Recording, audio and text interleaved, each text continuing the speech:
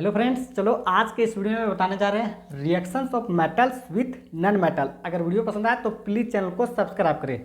देखो, इससे पहले हम लोग देख लिए थे कि मेटल जो होता है ये रिएक्शन किसके साथ करता था, ऑक्सीजन के साथ रिएक्शन करता था, उसके बाद H+ एसिड के साथ, उसके बाद वाटर के साथ रिएक्शन करता था, तब हम लोग को क्या प्रोडक्ट मिलता था। ठीक है, अब हम लोग देखने जा रहे हैं कि मेटल्स अगर नॉन मेटल के साथ रिएक्शन करता है तो क्या प्रोडक्ट मिलता है। ठीक है, ये सबसे लास्ट है, इसको ध्यान से देखो।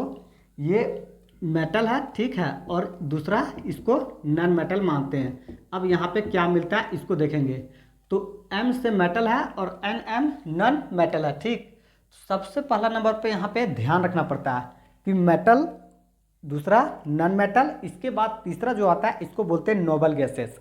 अब ये नोबल गैसेस क्या होता है, ये हो जाता है इलेक्ट्रॉनिक कन्फिग्रेशन, जानना पड़ेगा। ठीक है, तो यहाँ पे देखो इस तरह से अगर हम लोग टेबल देखते हैं तो ग्रुप 1 ग्रुप 2 इधर मिलता है, उसके बाद 13 से लेकर के 18 तक इधर होता है। ठीक, तो इसी के अंदर जो होता है 18 वाला, इसी में होता है नोबल गैसेस। अब नोबल गैसेस का मतलब क्या है इसको ध्यान से देखो। नोबल गैसेस का मतलब ये होता है कि जिसका ऑक्टेट पूरा कंप्लीट होता है, यानी कि वैलेंस सेल क्या होता है, पूरा फुलफिल होता है, उसको किसी भी तरह के इलेक्ट्रॉन का जरूरत नहीं होता है, वो पूरा तरह से स्टेबल होता है। ठीक, इसको ध्यान से देखो। अब ध्यान से देखो, ये जानेंगे कैसे कि इलेक्ट्रॉन जो होता है ये पूरा कंप्लीट होता है और हाफ फिल होता है। तो यहाँ पे थोड़ा सा ध्यान से देख लो। अगर एक सेल ये है, ठीक है, और इसके बाद ये है और इसके बाद ये है, तो यहाँ पे जो सेंटर होता है, यहाँ पे दो चीज़ का ध्यान रखना पड़ेगा। एक प्रेजेंट होता है जिसको प्रोटॉन बोलते हैं, और दूसरा प्रेजेंट होता है इसको बोलते हैं न्यूट्रॉन, और तीसरा इधर जो होता है यहाँ पे आउटर सेल में इसको बोलते हैं इलेक्ट्रॉन। ठीक, तो यहाँ पे अभी इलेक्ट्रॉन और प्रोटॉन का यूज भी आ जाएगा। ठीक है, तो इलेक्ट्रॉन जो होता है ये नेगेटिव चार्ज के साथ होता है, और प्रोटॉन जो होता है ये पॉजिटिव चार्ज के साथ होता है, और न्यूट्रॉन जो होता है ये न्यूट्रल होता है। ठीक, अब ध्यान से देखो, जितना इलेक्ट्रॉन का संख्या होगा उतना ही किसका संख्या होगा, प्रोटॉन का संख्या होगा। ठीक है, अब वैलेंस सेल्स कैसे निकालेंगे इसको ध्यान से देखो। तो KLMN ये होता है। ठीक है, तो सबसे स्टार्टिंग जो होता है यहाँ पे प्रेजेंट कितना होगा, 2 इलेक्ट्रॉन, इसके बाद आउटर सेल में कितना होगा, 8 इलेक्ट्रॉन, फिर इसके बाद इधर कितना होगा, तो 8 इलेक्ट्रॉन।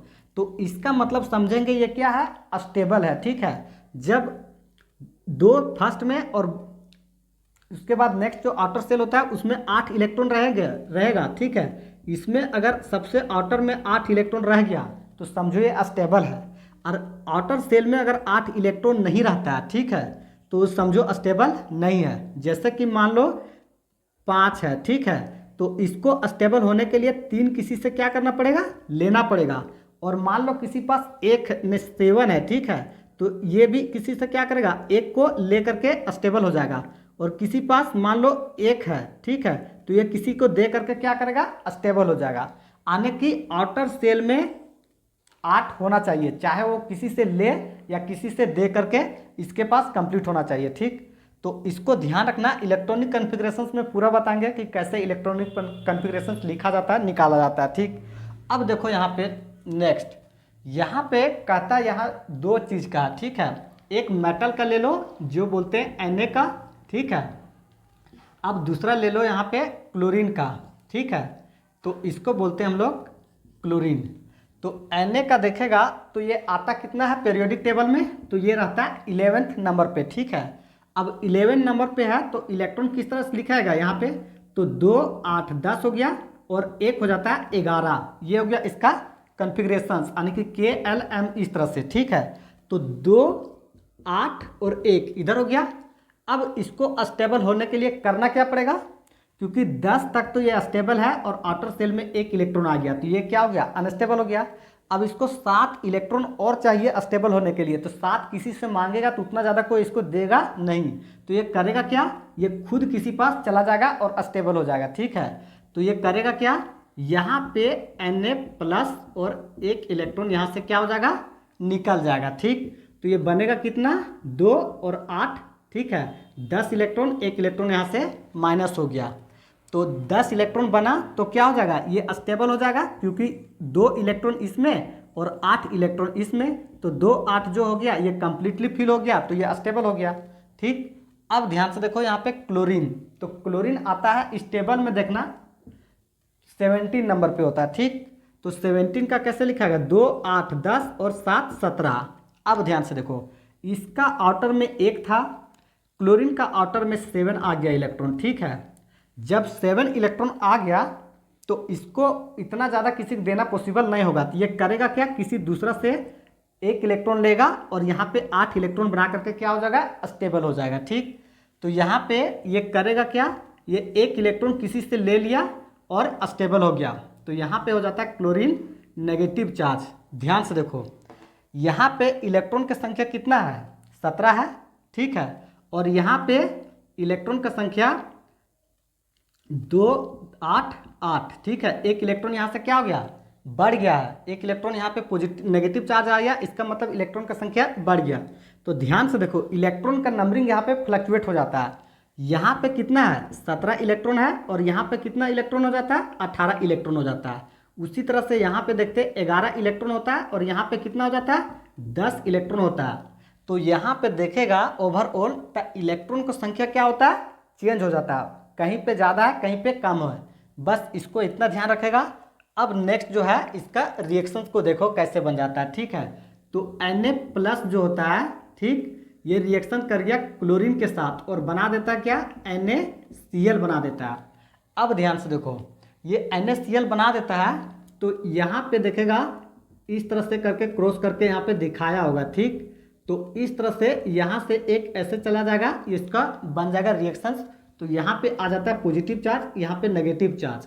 अब ध्यान से देखो, Na और Cl के बीच में जो फोर्स ऑफ अट्रैक्शन होता है, तो इसी को हम लोग बोलते हैं क्या, आयनिक बॉन्ड। ठीक है, ये वाला, क्योंकि इसके पास पॉजिटिव चार्ज और नेगेटिव चार्ज ये दोनों के अट्रैक्शन से बना है, इसलिए।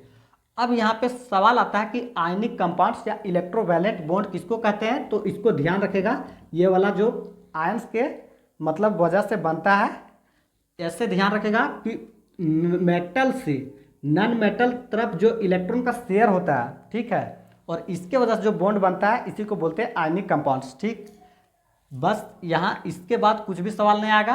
अब ध्यान से देखो, एक एग्जांपल और, यहाँ पे Mg, ठीक है, Cl2 का बोलेगा बनाने, तो ये रहेगा क्लास वर्क। ठीक है, कैसे बन सकता है, तो ध्यान से देखो, इसमें करना कुछ भी नहीं है। Mg टेबल में कितना आता है, सेकेंड नंबर पे, आने की Mg के पास मैग्नीशियम के पास +2 हो जाएगा। ठीक है, तो क्लोरीन का सेम स्ट्रक्चर लेंगे। ठीक है, और यहाँ पे मैग्नीशियम के साथ क्या करेंगे, एक इधर से और एक इधर से दिखा देंगे, और क्लोरीन का सेम यहाँ पे कुछ भी नहीं करेंगे, सेम स्ट्रक्चर बनाएंगे और 2 से इसको इंटू कर देंगे, बस ये हो जाता है कंप्लीट। ठीक है, अब यहाँ पे इसके बाद आता है प्रॉपर्टीज ऑफ आयनिक कंपाउंड्स। ठीक है, तो ध्यान से देखो, प्रॉपर्टीज ऑफ आयनिक कंपाउंड्स कहता क्या है, तो प्रॉपर्टीज ऑफ आयनिक कंपाउंड्स में सबसे पहला नंबर पे आता है, इसको बोलते हैं फिजिकल नेचर, यानी कि बाहर से वो कैसा होता है। दूसरा नंबर पे आता है, इसको बोलते हैं मेल्टिंग पॉइंट, बॉइलिंग पॉइंट। ठीक है, इसका मतलब इसका बॉन्ड तोड़ने के लिए कितना एनर्जी का जरूरत होगा। इसके बाद होता है सोल्यूबिलिटी, ये किसमें घुल सकता है किसमें नहीं घुल सकता है। ठीक, इसके बाद है कंडक्शन ऑफ इलेक्ट्रिसिटी, कब ये इलेक्ट्रिसिटी को कंडक्ट कर सकता है और कब इलेक्ट्रिसिटी को कंडक्ट नहीं कर सकता है। तो ध्यान से देखो, फिजिकल नेचर NaCl को बहुत अलग चीज़ नहीं है। ठीक है, ये NaCl जो है ये है क्या, फाइनली हम लोग सॉल्ट है। ठीक है, नमक, जिसको हम लोग डेली लाइफ में इस्तेमाल करते हैं। तो नमक को देखेंगे तो वो होता कैसा है, सॉलिड होता है। ठीक है, हार्ड होता है, और उसके फोर्स ऑफ अट्रैक्शन क्या होता है, स्ट्रॉन्ग होता है।